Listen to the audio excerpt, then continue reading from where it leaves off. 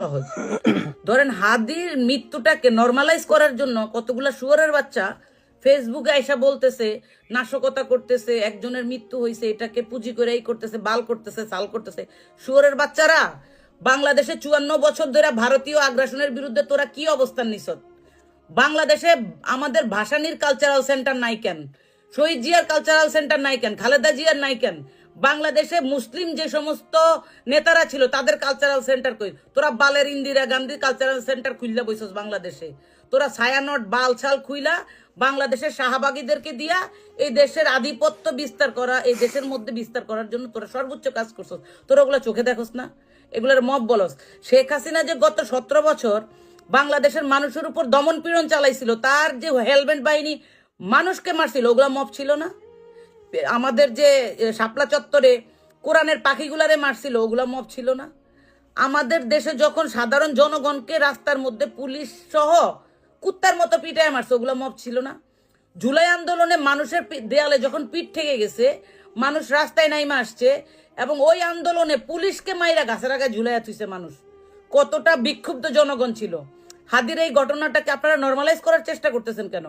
আজকে হাদি মারছে, কালকে হাসনাতকে মারবে, আরেকদিন আরেকজনকে মারবে। আপনারা কি নতুন রাজনীতির বন্দোবস্ত চান না বাংলাদেশে?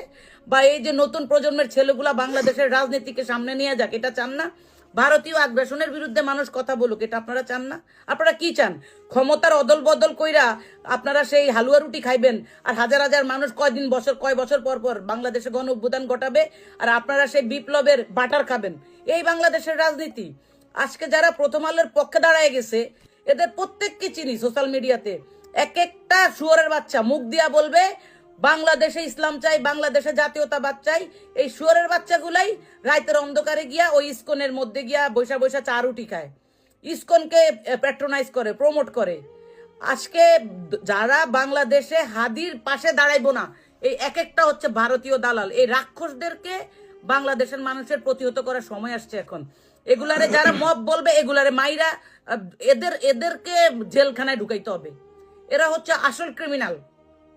বাংলাদেশে একটা নেতাকে গুলি করে মাইরা ফেললো, এখন পর্যন্ত 1 সপ্তাহ হয়ে গেছে, একটা আসামি ধরতে পারে না। আসামির বাপ, ভাই, বোন, 14 গোষ্ঠী দইরা এখানে আপনার ওই যে মাসুদ রান্নার গল্প বানাইতেছে বাংলাদেশের আইন শৃঙ্খলা বাহিনী।